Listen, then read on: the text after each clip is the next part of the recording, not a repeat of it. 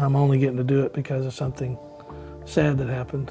I think a lot of that has dissipated over the last 3 years. He's the voice behind Go Rest High on That Mountain, a song that has comforted generations in grief.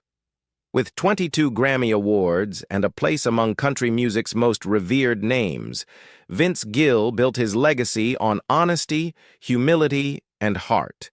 But few know the private battles he's faced, tragedies that shaped his music and choices that stunned even longtime fans. What he's just revealed adds a new layer to a career defined by quiet strength and unwavering devotion. Surviving loss, the silent tragedy that shaped him.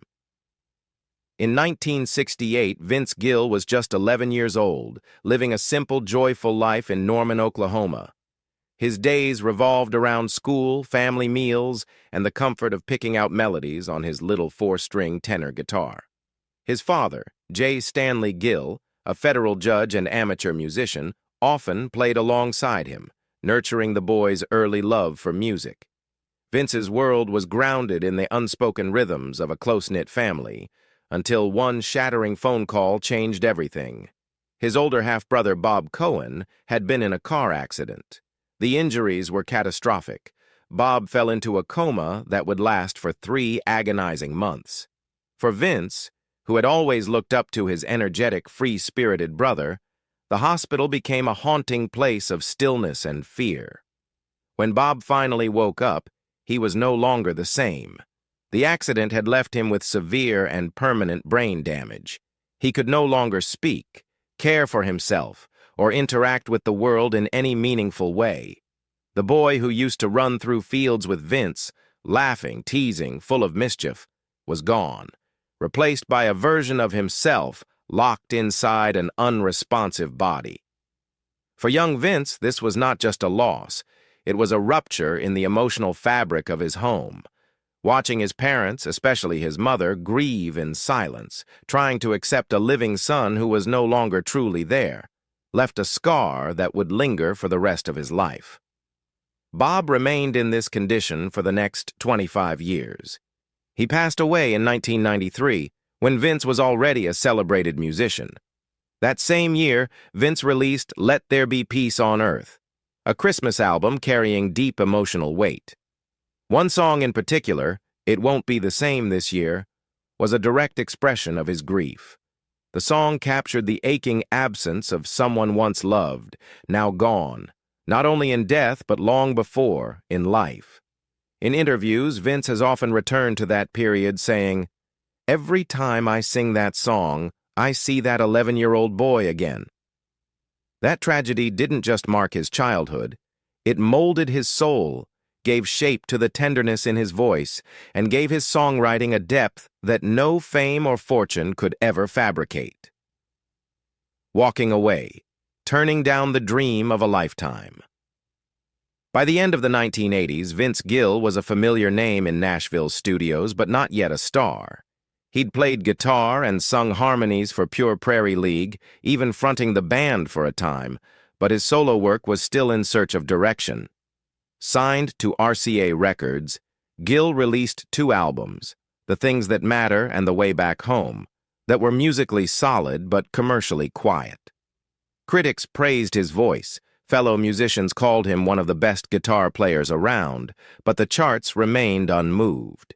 In a city that worshipped hits, he was in danger of becoming one more almost famous story. Then came a phone call that would tempt even the most grounded artist. Mark Knopfler, the legendary frontman of Dire Straits, wanted Vince Gill to join the band. At the time, Dire Straits was one of the biggest rock acts in the world, coming off the global success of Brothers in Arms and stadium tours that sold out within hours. Knopfler had long admired Gill's musicianship, especially his fluid guitar phrasing and the effortless honesty of his vocals. The invitation wasn't just for a session, it was to become a full-fledged member. It was, by all definitions, a golden ticket. Crossover fame, European audiences, arena stages. Most artists would have said yes before the sentence was finished, but Vince hesitated. And then he declined. In a later interview, Gill explained the weight of that decision. It wasn't that I didn't love what they did. I did, but I knew that once I went down that road, I wouldn't come back. I wouldn't be me anymore. I wanted to tell my stories. I hadn't done that yet. Turning it down wasn't just a professional gamble. It was an existential one. For years afterward, especially in the lean months, he second-guessed himself. The money would have helped. The fame would have opened doors. He played small venues, rode long tour buses, and sometimes stood backstage watching bigger names headline the very shows he opened. But then, in what can only be described as poetic timing, Vince released When I Call Your Name. The album didn't just perform well, it became a defining moment in country music. The title track was a gentle, aching ballad that showcased every ounce of pain and restraint in Gill's voice. It won him his first Grammy and helped catapult him into the mainstream. And with that, his long gamble paid off. He hadn't followed the path to immediate fame. He'd carved his own lane. Looking back, he said the decision to walk away from dire straits wasn't just about career. It was about being honest with myself, he reflected. I'd rather be me at a small club than someone else in a sold-out arena. Loving Loudly, a scandalous romance that defied expectations. In December of 1993, Vince Gill was in Tulsa filming Christmas with Vince Gill, a television special that aimed to blend country warmth with holiday cheer. Producers had lined up a special guest, Amy Grant, the reigning queen of Christian pop. Her presence alone brought star power, but when she walked into the rehearsal room, something entirely different shifted. Vince noticed her immediately. Amy, tense from a busy travel schedule and the pressure of constant public scrutiny, wore her worry visibly. Vince, ever the gentle soul, broke the ice with a disarming smile and a line she would never forget. "Hey, unknit that brow. It's going to be okay." It was simple, but it struck her. It wasn't flirtation. It was compassion. That evening, they performed together with seamless ease. Their voices blended naturally, as though they had been singing together their entire lives. It was supposed to be just one show, one song, one moment. But that moment planted something, subtle yet unmistakable. Over the next few years, they crossed paths again for more holiday concerts. Then Amy invited Vince to sing a duet on her upcoming album.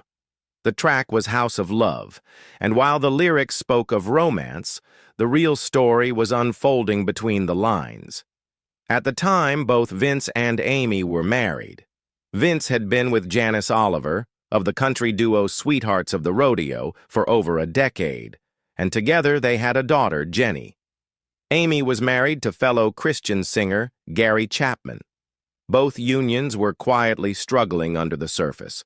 Vince had grown increasingly distant from Janice amid his demanding tour schedule and personal longing for deeper emotional connection. Amy, meanwhile, was enduring a rocky marriage marked by emotional strain and private battles no one outside their home could truly understand. Despite the sparks between them, both Vince and Amy claimed their connection remained respectful. "We were two people trying to be faithful to the vows we had taken," Amy would later say. Still, their chemistry was obvious, even to those around them. Fans, critics, and tabloids began speculating. By the late 1990s, the rumors had intensified. Vince and Janice divorced in 1997. Amy and Gary separated 2 years later. The overlap in timing raised eyebrows, and the public narrative quickly hardened into one of scandal. The backlash was particularly harsh on Amy. As a Christian music icon, she had built a career on values that now seemed at odds with her personal life. Radio stations pulled her songs. Former fans wrote angry letters. For Vince, the judgment was quieter, but no less painful. "What hurt the most," he later confessed, "was that people assumed the worst of us, and it wasn't true. We weren't reckless. We were human." After years of carefully navigating their public and private realities, Vince and Amy finally married in March 2000.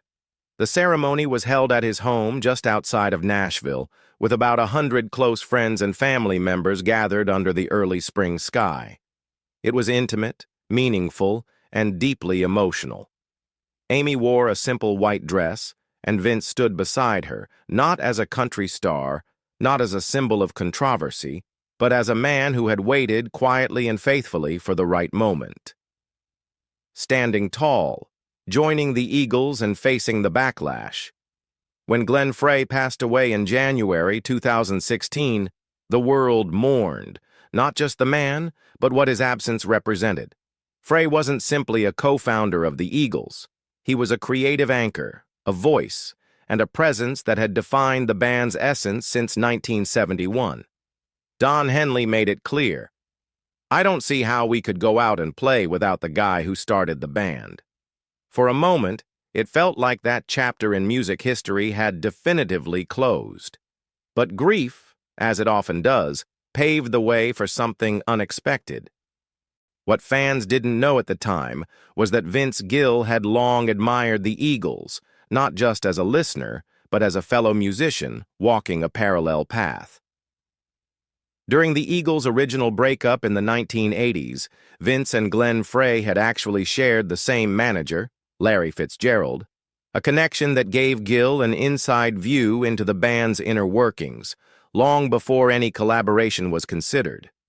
Over the years, Vince had performed Eagles songs in tribute concerts and admired their songwriting craftsmanship, even covering "I Can't Tell You Why" in live shows.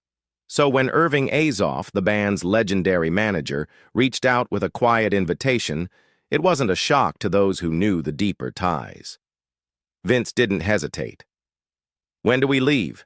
he reportedly said, choosing not to overthink the weight of the legacy he was stepping into.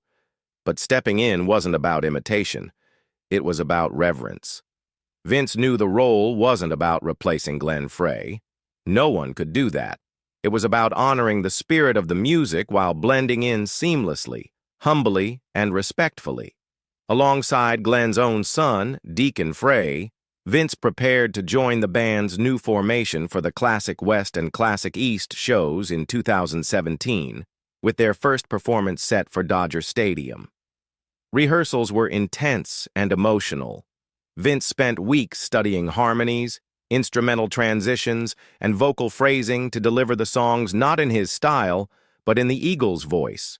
Tracks like Lion Eyes, Take It to the Limit, and Tequila Sunrise were carefully selected for his vocal tone, smooth, melodic, and hauntingly familiar. Still, when he finally took the stage with the band in Los Angeles, there was no telling how the audience would respond. The result was electric. The crowd of over 50,000 responded not with skepticism, but with tears and standing ovations. Vince wasn't trying to be Glenn Frey. He was simply singing the songs with all the tenderness, skill, and precision they deserved. Don Henley later said of Gill, "He knows how to be in a band."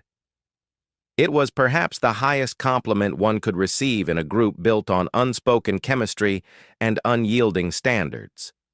Still, not everyone approved. Some diehard fans balked at the idea of a country singer infiltrating a rock institution. Critics debated whether the Eagles had turned into a tribute act. Vince, as always, chose not to engage with the noise. "I understand it, but for me, it's about honoring Glenn, honoring this music and keeping it alive for people who love it," he told Rolling Stone in a rare interview. Weathering the storm, illness, caregiving, and grace under pressure. In 2020, during a routine checkup, Vince's doctor suggested Amy Grant also get evaluated. That casual recommendation led to a life-altering discovery. Amy had a rare congenital heart defect, partial anomalous pulmonary venous return, PAPVR. She would need open-heart surgery, and she'd need it soon. The operation was a success, but recovery was long and difficult, complicated by the COVID-19 pandemic that kept Vince from her hospital room for days. When finally allowed to visit, he dropped everything to be by her side. "He was there holding me up, never letting me feel alone," Amy later said in People magazine. His steady love carried her through the healing process. But 2 years later, in July 2022, life struck again. Amy fell off her bike near a Nashville golf course, suffering a traumatic brain injury. She was unconscious for several minutes. Despite wearing a helmet, she faced a long road to recovery, impaired memory, balance issues, and lingering pain. Vince canceled 3 concerts immediately. "No stage matters more than seeing her well again," he said. Through it all, he became caregiver, cheerleader, and protector. His old song, When My Amy Prays, initially released years earlier, resurfaced as a personal anthem, a tribute to her faith, strength, and their unbreakable bond. These experiences didn't just test his love, they deepened it. Writing the truth, reinventing his music at 67. With decades in the industry and shelves full of awards, most artists would be content to coast. But Vince Gill remains restless. At 67, he's not writing to chart. He's writing to heal, to reflect, to remember. "I'm writing the best songs of my life now," he said in a 2023 interview. "But they're not the ones that will top the charts. They're the ones that matter."